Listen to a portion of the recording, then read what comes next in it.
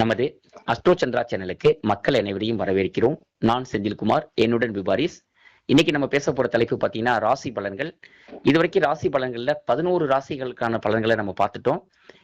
கடைசியா பார்த்தீங்கன்னா 12வது ராசியான மீன ராசி, மீன லக்னத்துக்குரிய பலன்களை பத்தி நம்ம இன்னைக்கு பார்க்க போறோம். இது மாசி மாதத்துக்கான பலன்கள். பிப்ரவரி 13ஆம் தேதியில தொடங்கி மார்ச் 14ஆம் தேதி வரைக்கும் உள்ள மாசி மாத பலன்களை தான் நம்ம இந்த நிகழ்ச்சியில பார்க்க போறோம்.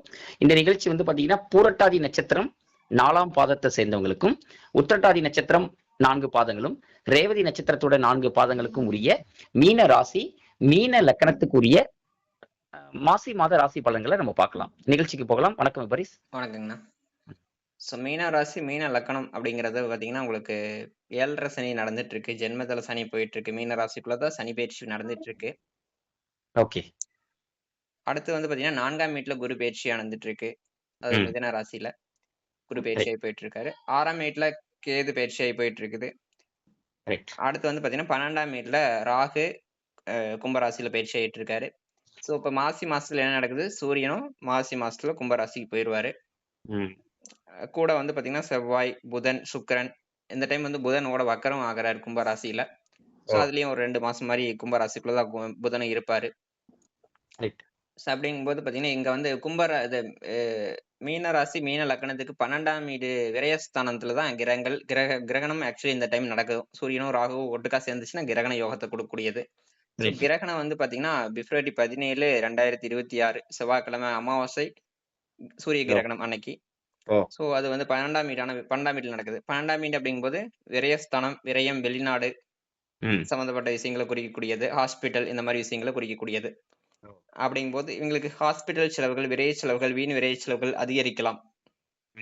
சோ ஏன்னா விரைய செலவுகளுக்கு அமைப்பு ஸ்ட்ராங்காவே இருக்கு அப்படிங்கிற மாதிரி தான் இருக்கு. சோ பாவகிரகங்கள் இங்க அதிகமா இன்வால்வ் ஆகுறதுனால, சூரியன், செவ்வாய், ராகு இவங்க எல்லாம் இன்வால்வ் ஆகுறதுனால ஹாஸ்பிட்டல் செலவு இந்த மாதிரி வீண் விரைய செலவுகளுக்கான அமைப்பு இருக்கு அப்படிங்கிற அமைப்பையும் குறிக்குது. வெளிநாடு சம்பந்தப்பட்டது ட்ரை பண்றவங்களுக்கு புதன் அகைன் வக்கரமா இருக்கிறதுனால இந்த விசா சரியான டைம்ல வர்றது அதெல்லாம் வந்து கொஞ்சம் டிலே ஆகிறதுக்கான அமைப்புல இருக்கு. ஸோ கொஞ்சம் இந்த மாதம் வந்து பாத்தீங்கன்னா கொஞ்சம் மாசி மாதத்துல வந்து பாத்தீங்கன்னா உங்களுக்கு வெளிநாடு சம்பந்தப்பட்ட டிராவல் பண்றதுக்கு உகந்த மாசமா இல்ல. 6ஆம் வீட்டதிபதி சூரியனும் 12ல தான் உட்கார்ந்துருக்காரு. அகைன் புதன் வக்கரமாயி ராகுவோட உட்கார்ந்துருக்கிறது இதெல்லாமே வந்து கொஞ்சம் ஒரு நெகட்டிவ் இண்டிகேஷனை காமிக்குது. ஏன்னா விரைய செலவுகளுக்கு ஏன்னா இப்ப மாசி மாசம் சொல்ல போனா மீன ராசி, மீன லக்னம் வந்து ரெஸ்ட் எடுக்கக்கூடிய டைம். Okay okay. ரெஸ்ட் எடுக்கக்கூடிய டைம். ஏன்னா 12ஆம் வீடுங்கிறது ரெஸ்ட், பெட் அப்படிங்கிற படுக்கை தான் 12ஆம் வீடு. அப்படிங்கும்போது ரெஸ்ட் எடுத்து இப்ப தூங்கிட்டு ரெஸ்ட் எடுத்து அதுக்கு அடுத்து ப்ராசஸ் ஸ்டார்ட் பண்றதுதான் கரெக்டா இருக்கும். சிறப்பு சிறப்பு. ஏன்னா 12ஆம் வீட்டுல கிரகணங்கள் நடக்கிறதுனால உங்களுக்கு வந்து அகைன் வந்து ஹாஸ்பிட்டல் செலவுகள் அதிகரிக்கக்கூடிய அமைப்பு இருக்குது. அதுதான் ஒரு விஷயம். 4ஆம் வீட்டுல இவங்களுக்கு வீடு, வண்டி, வாகனம் சம்பந்தப்பட்ட எங்களை விரைய செலவுகள் கொடுக்கும். அது வந்து சுப விரயமா இருக்கும். சோ ஏன்னா குரு 4ஆம் வீட்டுல பயிற்சி ஆயிட்டு இருக்காரு. அது சிறப்பான அமைப்புலதான் இருக்கு. ஒண்ணும் தொந்தரவு இல்லை. மற்றபடி பாத்தீங்கன்னா உங்களுக்கு அதான் பொருளாதார ரீதியா இவங்களுக்கு வந்து இந்த மாதம் வந்து சிறப்பான மாதமா இல்ல. அதாவது செலவு வந்து அதிகமாகவும் விரயங்கள் அதிகமாகவும் வருமானங்கள் கம்மியாகவும் வருமானத்துக்கு மீறிய செலவுகள் தரக்கூடிய மாதமா தான் இந்த மாசி மாதம் இருக்குதுன்னு அப்படிங்கறதான் பாக்குறேன். பள்ளி மாணவர்களுக்கு எப்படி இருக்கு? மாணவர்களுக்கு நல்லா இருக்கு, ஒன்னும் பிரச்சனை இல்ல. மாணவர்களுக்கு பிரச்சனை இல்ல. மாணவர்களுக்கு நல்லா இருக்கு. ஏன்னா மீன ராசி, மீன லக்னமா இருக்கிறவங்களுக்கு 4ல குரு பயிற்சி ஆயிட்டு இருக்கு. அடுத்து குரு 5ஆம் வீட்டுக்கு வர போகுது. அப்படிங்கும்போது எஜுகேஷன் வைஸ் நல்லா இருக்குது. ஹெல்த்தை மட்டும் பாத்துக்கணும். லக்னத்துல வந்து சனி பயிற்சி அப்படிங்கறதுனால சோ ஹெல்த் தான். எங்க சனி பயிற்சி ஆகுறாரு அங்க ப்ரெஷர் பண்ணுவாரு. அப்படிங்கும்போது 1ஆம் வீட்டுல மீன ராசி, மீன லக்னத்துக்கு 1ஆம் வீடு அப்படிங்கிற மாதிரி தான் போய் பயிற்சி ஆகும்போது அது வந்து ஹெல்த் ரிலேட்டட் ட்ரபிளுக்கு வந்து கொடுக்கும். ஹெல்த் ரிலேட்டட்னா ப்ரெஷர், ஹெல்த்ல வந்து ஃபோக்கஸ் பண்ண சொல்லி சனி சொல்றாரு. அவ்வளவுதான், வேற கிடையாது. Right, super.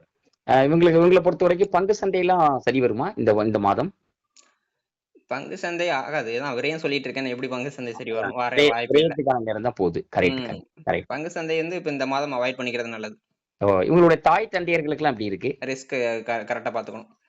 தாய் தந்தையருக்கு வந்து பாத்தீங்கன்னா உங்களுக்கு அதான் சூரியன் அகைன் 12ல இப்ப பயிற்சியாகி போயிட்டு இருக்காரு. ராசிக்கு 12ல ஜென்மத்துல வந்து சனி போயிட்டு இருக்காரு. தாய் தந்தையோட ஆரோக்கியத்திலும் கவனம் தேவைதான். ஏன்னா குடும்பத்துல ஹாஸ்பிட்டல் செலவுகள், விரை செலவுகள் கொடுக்கக்கூடிய அமைப்பு தான் இந்த மீன ராசி, மீன லக்னத்துக்கு. சோ திசாபுத்திகள் நல்லா இருக்கும் பட்சத்துல இந்த ஆரோக்கிய சீர்கேடுகள் பெருசா வர்றதுக்கு வாய்ப்பு இல்ல. வாய்ப்பு இல்ல. சிறப்பு. ஸோ இன்றைய நிகழ்ச்சியில பார்த்தீங்கன்னா, மீன ராசி, மீன லக்னத்துக்குரிய பலன்கள பத்தி நம்ம விரிவா பேசினோம். ஸோ அவங்க வந்து பார்த்தீங்கன்னா, ஃபோக்கஸ் டூ செல்ஃப் அப்படின்னு சொல்லக்கூடிய தன்னுடைய ஆரோக்கியத்துல கூடுதல் கவனம் செலுத்தணும் அப்படிங்கிற தகவல வந்து சொல்லியிருக்காங்க. மாசி மாதமே பார்த்தீங்கன்னா, நீங்க ரெஸ்ட் எடுக்கக்கூடிய மாதம் அப்படிங்கிறதையும் சொல்லியிருக்காங்க. ஓய்வு எடுக்கிறதுக்கான நல்லது ஒரு மாதமா அந்த மாசி மாதத்த பயன்படுத்திக்கங்க. ஏன்னா, உங்களுடைய ராசிக்கு 12வது வீடான விரயஸ்தானம் மிக மிக வலிமை அடையுது. அங்க கிரகணமும் நடக்க இருக்கு. அதனால பார்த்தீங்கன்னா, நீங்க சற்று ஓய்வு எடுத்து நிதானமா அதுக்கப்புறம் பார்த்தீங்கன்னா, பங்குனி மாதத்துல நீங்க வந்து உங்களுடைய பணிகளை தொடங்கலாம் அப்படிங்கிறது தான் நம்ம தெரிஞ்சுக்கிறோம். குறிப்பா இந்த மாசி மாதத்துல நீங்க ஓய்வு எடுக்கணும் அப்படிங்கிறது தான் இங்க குறிப்பிட வேண்டிய முக்கியமான அம்சம். ஸோ இந்த மீன ராசி, மீன லக்கணத்துக்கு உரியவங்களாம் இதை சரியான முறையில கடைபிடிச்சு தன்னுடைய ஓய்வு அதை வந்து அதிகப்படுத்திக்கிட்டு மெடிக்கல் லீவ் அந்த மாதிரி எல்லாம் உங்க வேலையில இருந்தது அப்படின்னா அதெல்லாம் நீங்க வந்து இந்த நேரத்துல கரெக்டா யூஸ் பண்ணிக்கிங்க. உங்களுக்கு வந்து உடல் ரீதியான மன ரீதியான பிரச்சனைகள் எல்லாம் தவிர்க்கிறதுக்கு இந்த ஓய்வு வந்து ரொம்ப புத்துணர்ச்சி கொடுக்கும். அதை பயன்படுத்திக்கிங்க. உங்களுக்கு இந்த நிகழ்ச்சி ரொம்ப பயனுள்ளதா இருக்கும்னு நாங்க நம்புறோம். மீண்டும் ஒரு நல்ல நிகழ்ச்சியில் சந்திக்கும் வரை நன்றி, வணக்கம்.